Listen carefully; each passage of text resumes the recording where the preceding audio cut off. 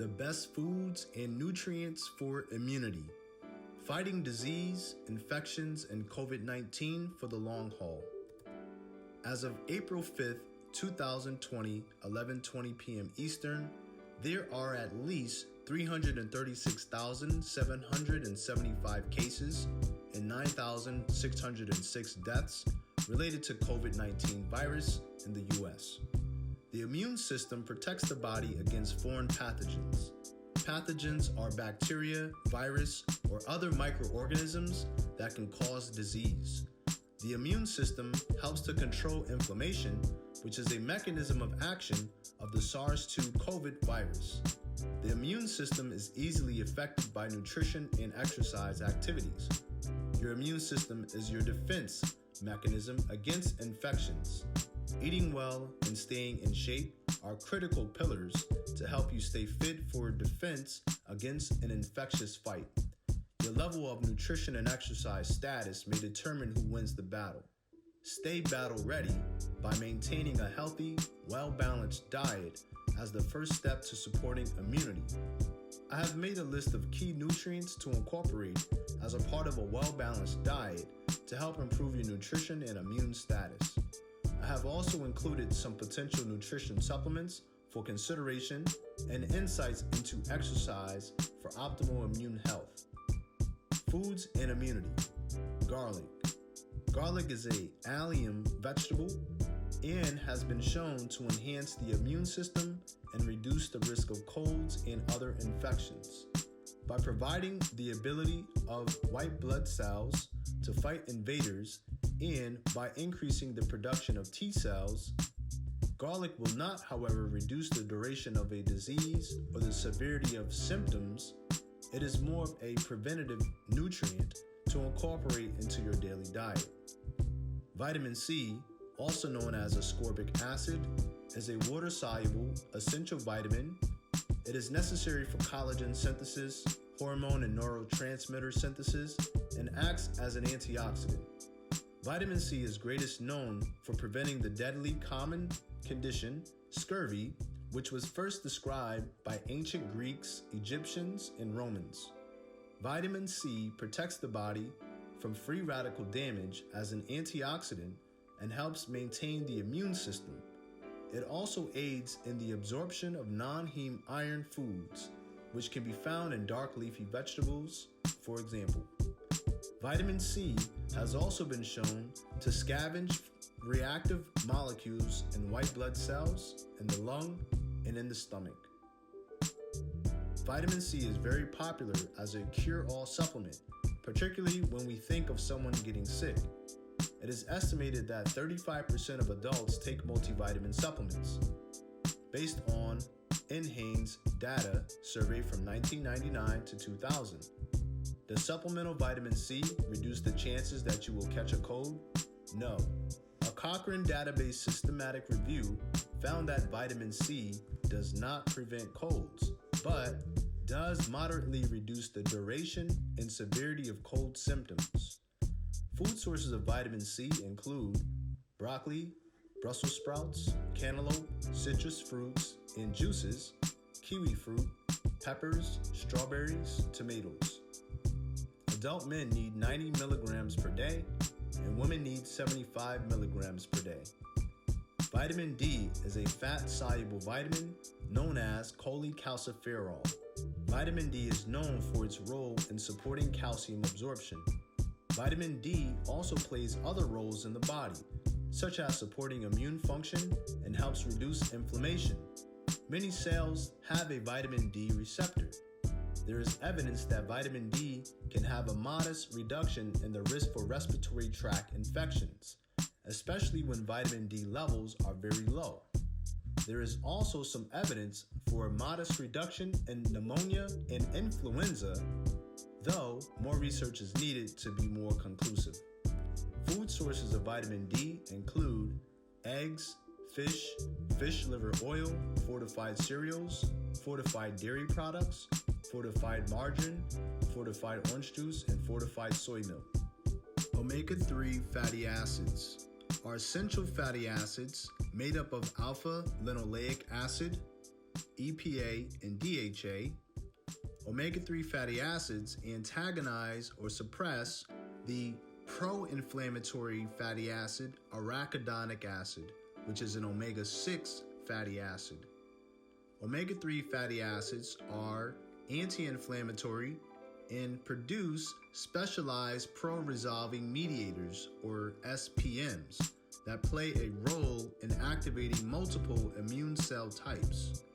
Food sources of omega-3 fatty acids include salmon, herring, sardines, mackerel, trout, oysters, sea bass, shrimp, lobster, tuna, and cod. It is recommended to consume at least 250 milligrams of DHA and EPA combined.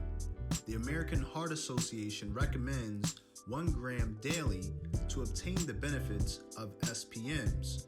Take over 2.5 grams of EPA and DHA per day. Fiber.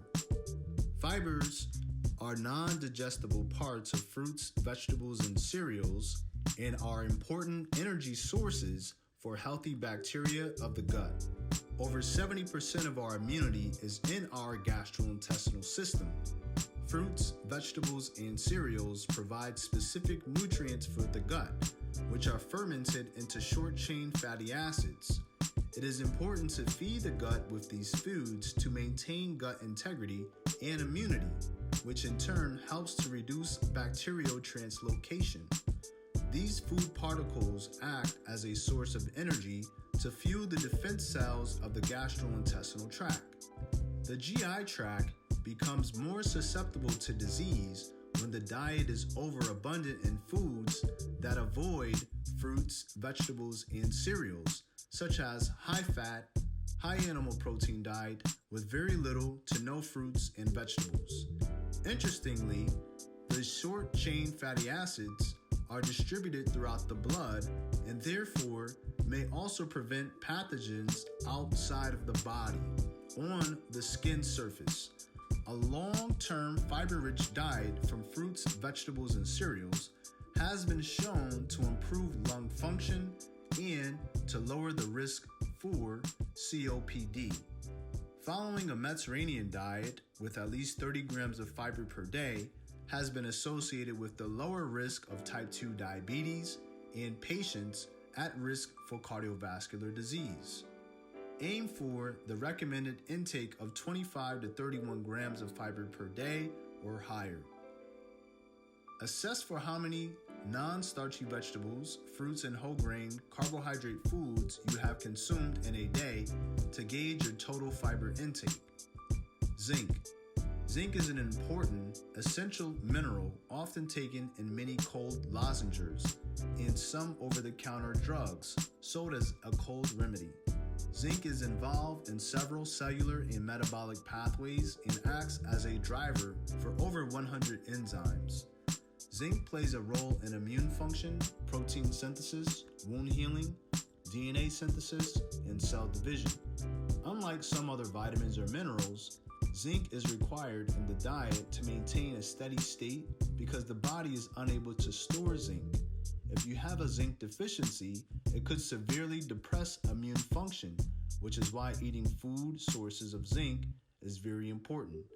Zinc deficiency impairs macrophage and neutrophil functions.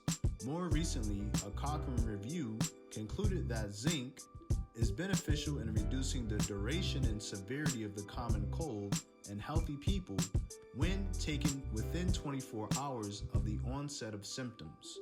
Similar to vitamin C, zinc acetate lozenges, 13.3 milligrams of zinc, taken every 2 to 3 hours, has been affiliated with reducing the duration of cold symptoms such as cough, nasal discharge, and muscle aches. Stop supplementing after 1 week at the disappearance of symptoms. High doses of zinc over time can irritate the GI tract. Do not take zinc as a regular supplement unless using when you have a cold. It can cause copper deficiency and issues with the liver and kidneys. Food sources of zinc include beans and peas, beef, dairy products, fortified cereals, nuts, poultry, seafood, and whole grains. Protein. Protein is necessary to support the immune system by providing specific amino acids, such as leucine, arginine, and glutamine. Proteins help build antibodies and play an important role in healing and recovery. When you are sick or fighting an infection, it is important to maintain protein homeostasis or balance through the ingestion of protein foods or supplements. Otherwise, your body will begin to break down protein for a fuel source, which means more muscle loss and weakness. This is particularly important because with muscle loss comes increased risk for complications such as infections. If you don't have amino acids for the fight, there's an increased bacterial translocation and invasion. Spontaneous pressure injuries could develop if you're hospitalized. Poor wound healing may occur if you have any injuries. You can develop pneumonia, and there's an increased risk for mortality as you lose more muscle. Include protein-rich foods in your diet at breakfast, lunch, and dinner. Obtaining foods rich in branched-chain amino acids, leucine, isoleucine, and valine, are important as they are a precursor to glutamine, which plays a pivotal role in immune function. I have designed all of my meal plans to obtain high-quality protein foods at each meal. Check out the Mediterranean, muscle building, vegan, weight loss, or the ketogenic diet that is offered at JLucasNutrition.com.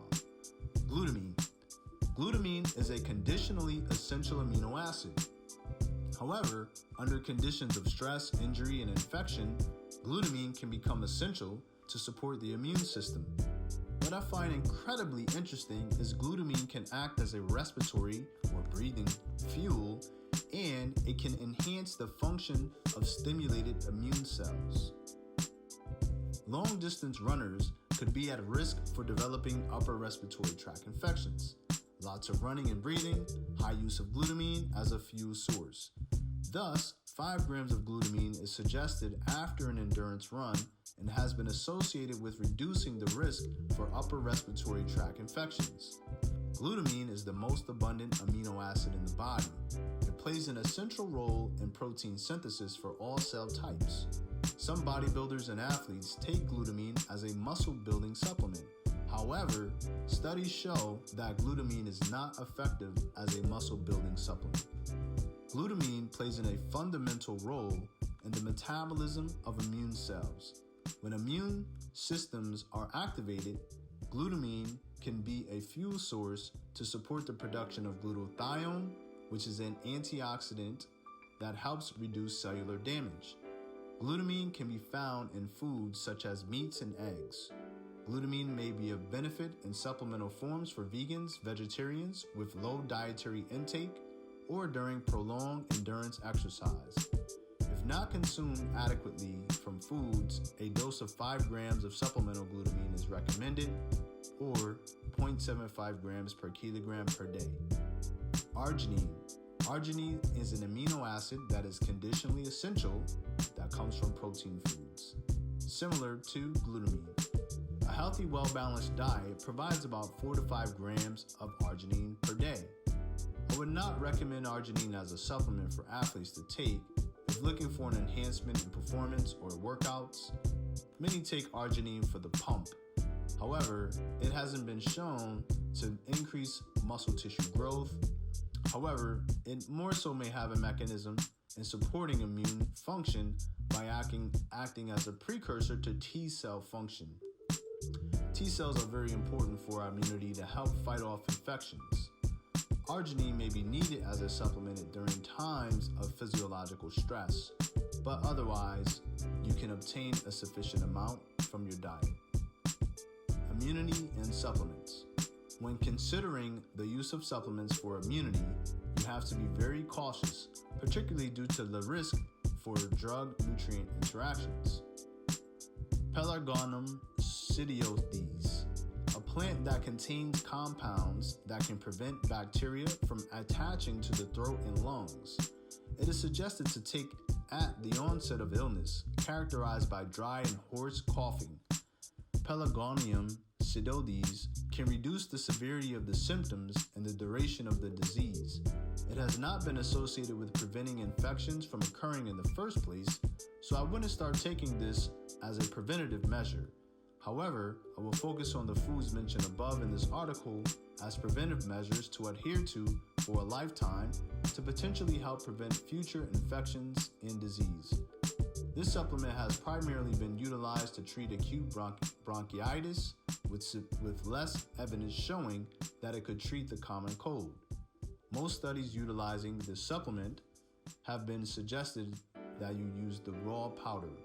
You take 1 milliliter 3 times per day before meals, which would be equal to a total of 3 milliliters per day. Echinacea. This is one of the first supplements marketed as an immune-boosting supplement. Taken year-round or during periods of likely illness, this may reduce the risk of catching a cold. It is not like vitamin C or zinc, where it may reduce the duration of a cold. However, it may reduce the risk of complications such as pneumonia. This supplement has many potential pharmaceutical drug interactions. So if you're taking medications, talk to your doctor first to see if this supplement is appropriate, particularly when taking immunosuppressive drugs. Take this supplement Echinacea 3 times per day at 300 to 500 milligrams of the powder or 2.5 to 10 milliliters of the tincture. Elderberries. Elderberries are berries with a long history of medicinal use in Native America, Mediterranean, and ancient Egypt cultures. Elderberries have been associated with antiviral properties and notably with the inhibition of influenza. Supplementation has been suggested as the onset of the first symptoms to reduce infection severity and duration. Some people have tried preparing elderberries themselves, but I wouldn't recommend it. They have to be properly cooked, if not, they can be toxic due to the cyanide content. The bark, root, and leaves of the elderberry should never be part of supplementation. Use as lozenges or capsules and take 700 to 900 milligrams per day, split into 3 or 4 doses, 300 milligrams 3 times per day. To supplement the syrup, take 1 teaspoon, 5 milliliters, 4 times a day. N-acetylcysteine, or NAC, is a mucolytic which reduces the viscosity of mucus, making it easier to cough out.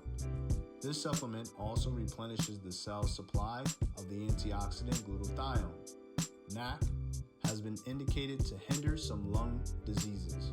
It has been particularly implicated in reducing the number of chronic obstructive pulmonary disease, or COPD, exacerbations to a small extent. Take 600 milligrams of NAC twice a day with or without food. Higher doses do not seem to be more effective, whereas lower doses do not seem to be effective at all. Exercise and immunity. Moderate exercise can help strengthen the immune system. An acute bout of exercise can increase the total number of leukocytes, white blood cells that counteract foreign substances in the blood. The intensity and duration of exercise influence your immunity positively or negatively. If you run for prolonged periods, such as with a marathon race or cycling for 2 hours or more, your immune cells decline. An acute bout of high-intensity interval exercise decreases glutamine levels, for example, which is why 5 grams of supplemental glutamine is suggested post-workout to help reduce the risk for upper respiratory tract infections.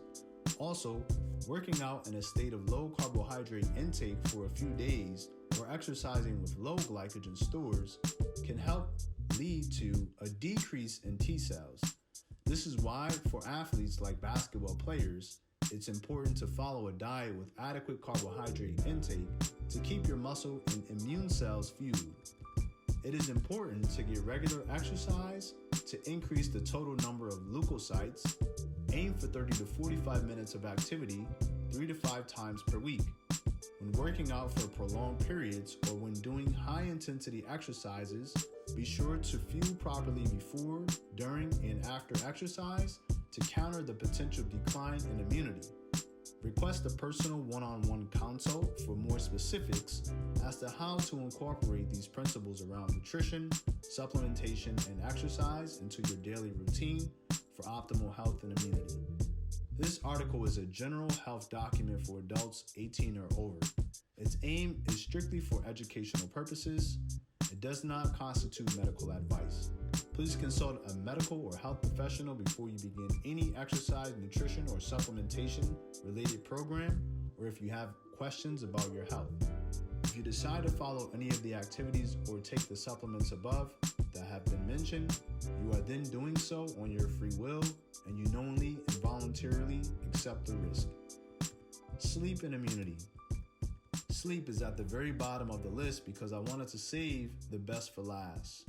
Without adequate sleep, it could impair your recovery from exercise, lead to hormonal imbalances, and increased appetite, which could lead to overindulgence and selection of empty calorie foods, which may lead to immunity deficiencies and an increased risk for acute and chronic conditions.